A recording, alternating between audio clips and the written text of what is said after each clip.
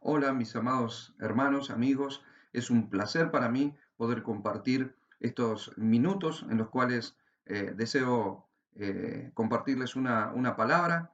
Está en el libro de Isaías, capítulo 42. Y quisiera reflexionar, por supuesto, teniendo en cuenta los tiempos que estamos viviendo y la situación tan especial que estamos viviendo a nivel mundial por las distintas situaciones, por las protestas que están habiendo en algunos países por causa del racismo, por la pandemia, por supuesto, de este COVID-19 y de pronto también por la recesión financiera que varias naciones están entrando a sufrir, sobre todo Argentina también, porque ya no veníamos tan bien con todo esto. Hay ciertas situaciones que se van a manifestar, todavía estamos como en principios de dolores de toda esa cuestión.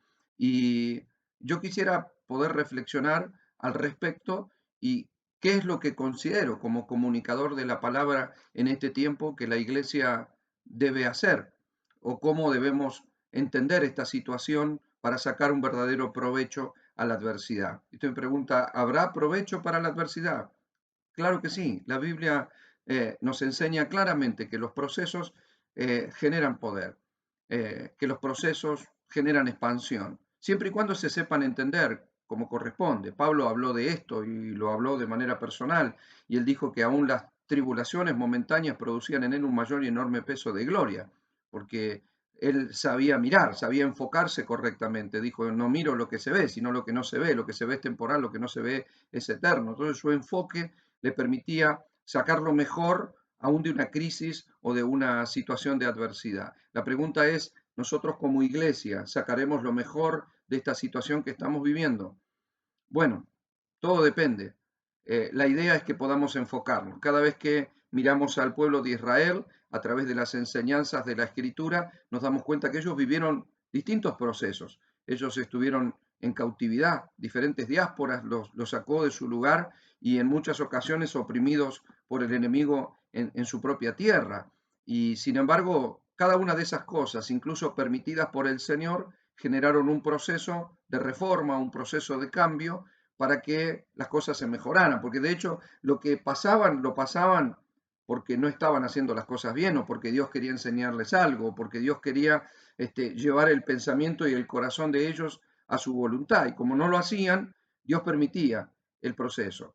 Eh, Esos procesos no venían solo por el hecho de quiero producirlos para afligirte porque sí. No, cuando, por ejemplo, el Señor lo saca de Egipto, como nación, porque entró una familia pero salió una nación, Dios los mete a la cuarentena en el desierto para hablarles, para ver qué había en su corazón. Lo dice el libro de Deuteronomio, claramente dice que todo ese proceso en donde dice yo hice cabalgar hombres sobre tu cabeza y yo los afligí, los hice, los sustenté con maná y o sea, los limité, los tuve ahí, los llevé por el camino más largo, los hice dar vuelta, para la postre hacerles bien. O sea, al final la idea de Dios era hacerles bien, pero un pueblo con una mentalidad de esclavo nunca podrá entrar a gobernar una tierra.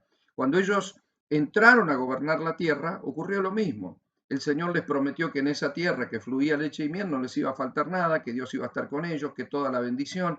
Sin embargo, cuando ellos se apartaban en su corazón, cuando empezaron a casarse con mujeres paganas, cuando permitieron que la idolatría entrara en la casa, cuando levantaban altares a los dioses falsos, cuando el pueblo apartaba su corazón de Dios, Dios permitía que algunas de esas naciones que habían sobrevivido a la conquista los atacaran, como los madianitas, como los filisteos, como los jebuseos, como aquellos que atacaban, le robaban las cosechas, le violaban las mujeres, le quitaban los niños para la esclavitud, y ellos se escondían, tenían miedo, pero se volvían a Dios.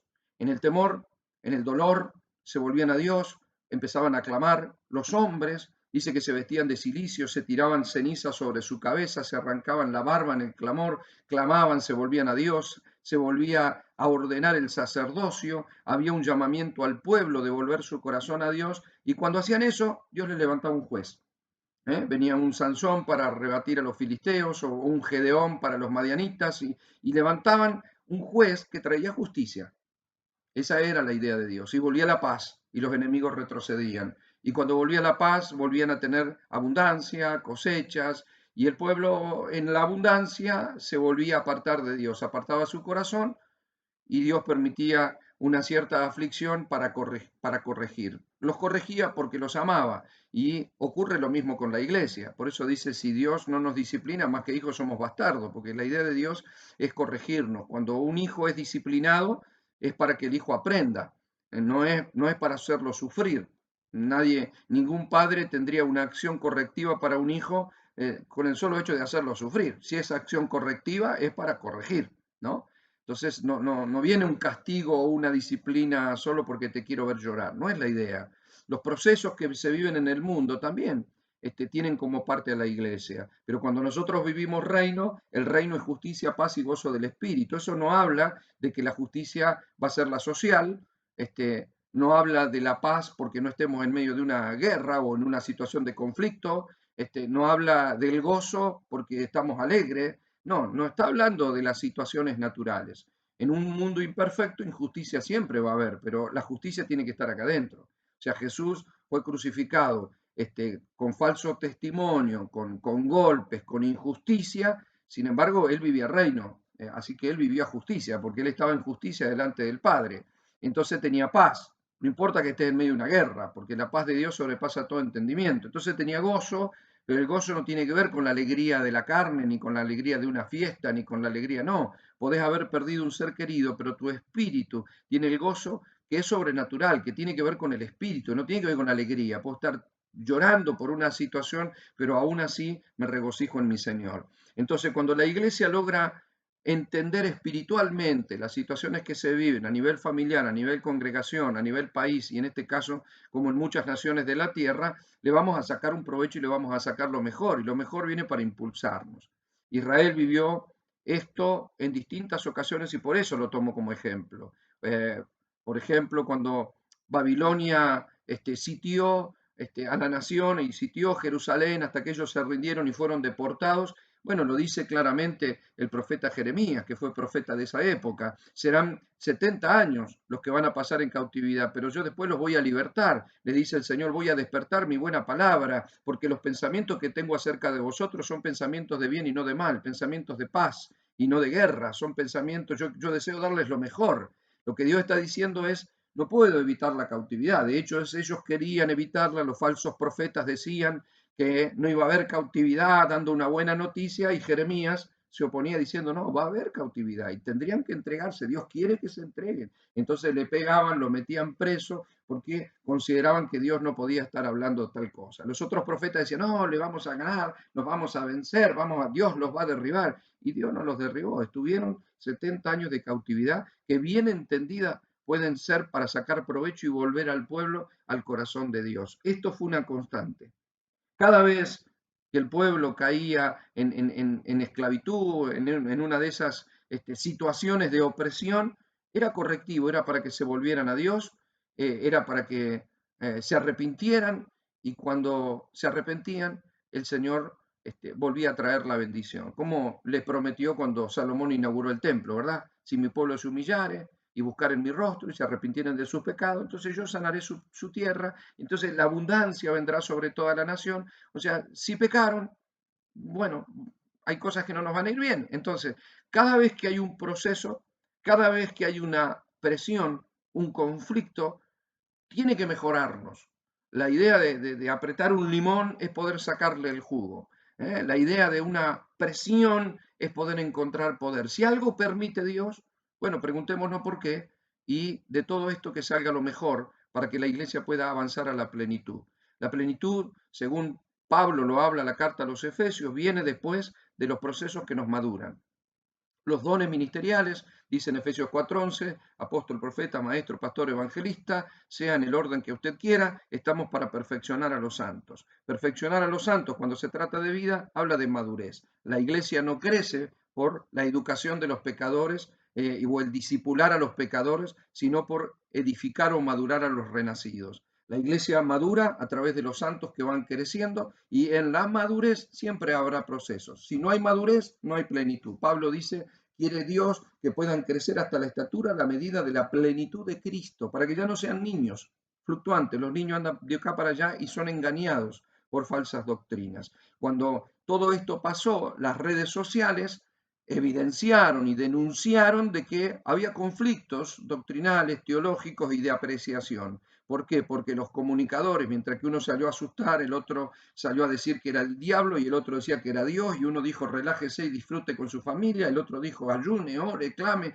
O sea, todo eso, esos mensajes tan dispares que se vieron en las redes sociales, incluso las discusiones públicas, las denuncias de un ministro con otro ministro, que falso apóstol, que falso profeta, habla de inmadurez absoluta. O sea, en una ocasión veí en la red social, vi un ministro exhortando, diciendo que tal apóstol era del diablo y falsa doctrina y que era ladrón y qué sé yo cuántas cosas.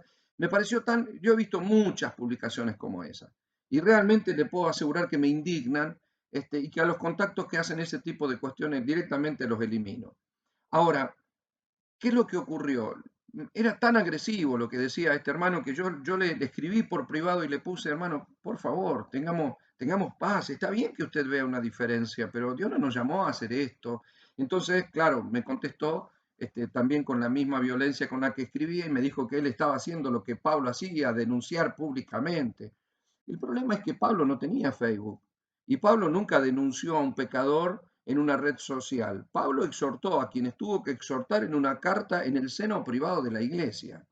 Entonces, y con una autoridad asignada por Dios para esa iglesia, ¿no? A ver, yo no puedo andar corrigiendo lo que se hace en otro lado, ni diciendo que fulano es del diablo y que es de... A ver, que sea este tiempo de proceso para que nos enfoquemos, para que actuemos con humildad, para que si algo estamos haciendo equivocadamente, si nos hemos atribuido una asignación que Dios no nos dio, si de pronto hubo un nombramiento que se le ocurrió al hombre y se dijo apóstol cuando no lo era, si se dijo pastor porque quiso abrir una iglesia para ayudar a Dios pero no tiene un llamado, si es evangelista pero está de pastor, tiene que haber un ordenamiento en la iglesia, tiene que haber un renunciamiento al activismo, al ego personal, al orgullo, al exitismo, al querer tener éxito a través de cuánta gente tengo, de cuánto el ministerio, qué templo edifiqué, porque al final la riqueza de la iglesia es la gente, lo que debemos edificar son santos y no ladrillos, sino piedras vivas, y no hay éxito en todo esto sino en hacer la perfecta voluntad de Dios, tanto en un pastor que le predica a los mapuches en la cordillera, como en un pastor o un apóstol que tiene 10.000 personas en Miami. Es decir, no hay ese éxito que uno ve y esa admiración que uno, todo eso, amado, mire, cuando salga el sol de justicia, todas las estrellas se van a apagar, porque ocurre, ¿no es cierto? Las estrellitas están ahí en la oscuridad, pero cuando sale el sol, las estrellas se apagan. Y la idea es que alumbre Cristo y que podamos tener la unidad que Dios nos reclama, porque Jesús dijo en Juan 17 que teníamos que ser uno, como Él era uno con el Padre, para que el mundo crea. El mundo va a creer cuando dejemos de discutir lo que Dios no discute, cuando tengamos paz, aunque uno cante una canción y uno canta de otra, aunque uno se ponga corbata y el otro predique de remera, cuando dejemos de discutir tonterías, cuando dejemos de separarnos por doctrinas que no son fundamentales y dejemos de atribuirles cosas diabólicas a otras personas si desconozco, no lo conozco, no lo sé, o tal vez critico lo que no veo, porque al final fue lo que hicieron los fariseos con Jesús. Dijeron que era hijo del diablo y era el mismo Cristo. Entonces, se equivocaron, tenían la Biblia, pero eran unos religiosos y toda religiosidad tiene que caer y todo sacudón que venga y todo proceso que venga en este tiempo tiene que sacar lo mejor de nosotros. Tiene que haber un despojarnos de todo lo que nos sirve y de toda mezcla que hayamos permitido que roce nuestra vida. Yo en varias ocasiones he enseñado esto porque Dios me lo habló y marcó mi corazón y mi ministerio, ¿no? Pero usted sabe que la figura de la mujer en la Biblia es la iglesia, desde Eva como ayuda idónea en el Edén hasta la iglesia o como ayuda idónea del nuevo hombre que es Cristo. Así también las mujeres de los patriarcas como Sara, Raquel, Rebeca, son mujeres que son figura de la iglesia, ¿no? Y yo nunca había visto, nunca había prestado atención hasta que Dios me llama la atención con la mujer que tocó el manto. Porque cuando la mujer que toca el manto fue en busca de sanidad, es porque estaba pasando un proceso de impureza. La mujer en su etapa de purificación, en esos días de purificación, en el antiguo pacto, era mandada a estar en su casa, a no tocar nada. Todo lo que tocaba podía ser inmundo. De tocar una olla, una silla, todo quedaba inmundo. Entonces eran días de purificación, de encierro, eran días donde no estaba fértil para poder fructificar, no podía trabajar, no podía tocar, no podía cocinar, eran días de no hacer nada, porque Dios les mandó así, a hacer eso. Imagínense, esta mujer llevaba años con un flujo de sangre, imagínense usted. Y le digo esto porque, mire, en el mismo libro de Isaías, digo el mismo porque voy a citar un pasaje de Isaías, en el libro de Isaías dice que las justicias humanas para Dios son como trapo de inmundicia. Imagínense para qué se usaba y qué considera Dios que es eso, justicia humana. Ahora, el Señor me llama la atención con esta mujer y me dice, así es mi iglesia. Fíjate que ella no está así por causa del pecado, sino que tiene impureza. Impureza es mezcla. La impureza es mezcla. Si yo tengo una jarra con agua y le pongo un poco de jugo, ya no tengo agua pura. Las mezclas, cuando hay un poco de religión, un poco de levadura, echa toda la masa a perder. O sea, las mezclas son lo que en este tiempo se evidencian, mezclas de pensamiento, mezclas de doctrinas, mezclas de opiniones, mezclas, y entonces la gente ni siquiera sabe qué somos exactamente, porque nosotros mismos entre nosotros nos diferenciamos, los consejos pastorales, los pastores, uno critica, el otro no, entonces uno atribuye, el otro no. Amado, tenemos que tener la humildad, usar el discernimiento, pero no dispararle a todo lo que se mueve, lo que no entiendo podemos debatirlo, podemos llevar temas a ámbitos en los cuales podamos debatir conforme a la palabra. Hay gente que no se atreve a dialogar con algunas cosas. ¿Eh? Yo tuve un pastor que decía, yo le decía, pastor, yo estoy viendo esta situación, ¿no? ¿Qué le parece este pasaje? Me decía, si es como vos decís, rompemos la Biblia. Porque a él le habían enseñado otra cosa en el instituto, pero hay varias cosas que las tuvo que romper él para poder cambiar con el tiempo y darse cuenta que, bueno, hasta ahí me habían enseñado a mí. O sea, si cuando sos chico te enseñaron que el ratoncito Pérez te va a traer plata, está bien. El problema es que cuando creciste tenés que dejar ese paradigma, porque un paradigma es un patrón y un patrón de pensamiento equivocado te tendrá bajo un gobierno equivocado. Entonces, que las presiones sirvan para corregirnos, para que en este tiempo nos alineemos con humildad detrás de la voluntad de Dios y que aprendamos de las cosas que han pasado para saber de las cosas que han de venir. Isaías 42:18 dice, sordos, oíd y vosotros ciegos mirad para ver. ¿Quién es ciego sino mi siervo? ¿Y quién es sordo como mi mensajero que envié? ¿Quién es ciego como mi escogido y ciego como el siervo de Jehová, que ve muchas cosas y no advierte, que abre los oídos y no oye? Jehová es complacido por amor de su justicia en magnificar la ley y engrandecerla, mas este es pueblo saqueado y pisoteado. Todos ellos atrapados en cavernas, escondidos en cárceles, son puestos para despojo y no hay quien libre, despojaos y no hay quien diga restituir. ¿Quién de vosotros oirá esto? ¿Quién entenderá y escuchará respecto a lo porvenir? En otras palabras, ¿quién va a aprender y tomará nota de esta situación y verificará el rumbo y enfocará su vida para lo porvenir? Si no aprendemos del desierto, nunca vamos a conquistar la tierra, porque la idea del desierto es mejorar tu mente, es mejorar, salir de esa mente de esclavitud, de salir de los paradigmas equivocados y no volverme en mi corazón a Egipto, como hicieron muchos de los hebreos. Dice en el verso 22, según la versión de la Septuaginta, y vi que estaba el pueblo saqueado y despojado, pues el lazo que les atrapaba en las alcobas por doquier y en las casas a la vez donde los ocultaban, se trocaban con botín y no había quien arrebatara presa y no había quien dijera devuelve. En otras palabras, estaban pasando la opresión, estaban afligidos, encerrados, pero sin aprender el mensaje. La idea de Dios es que los procesos nos capaciten. Saúl fue un rey que fue levantado pero sin proceso. Un día lo nombraron como rey y cuando lo fueron a presentar públicamente se había escondido en un bagaje. ¿Cuál es la madurez que muestra un hombre nombrado para rey escondido en un bagaje? David fue ungido por el mismo Samuel, por el mismo aceite, y no en una redoma, sino en un cuerno. Pero pasaron años de cuidar ovejas, de pelear con Goliat, de ser perseguido, de estar en cuevas, de vivir dolor, de ser procesado, de convertirse en líder, hasta que un día calzó esa corona en su cabeza. La diferencia en el éxito de un rey con otro rey es que uno fue inmaduro y el otro entendió los procesos. Uno tuvo escuela y el otro no tuvo escuela. Si los procesos no nos mejoran, al final, ¿para qué sirven? Todo proceso produce expansión, si lo sabemos entender. Toda presión produce poder.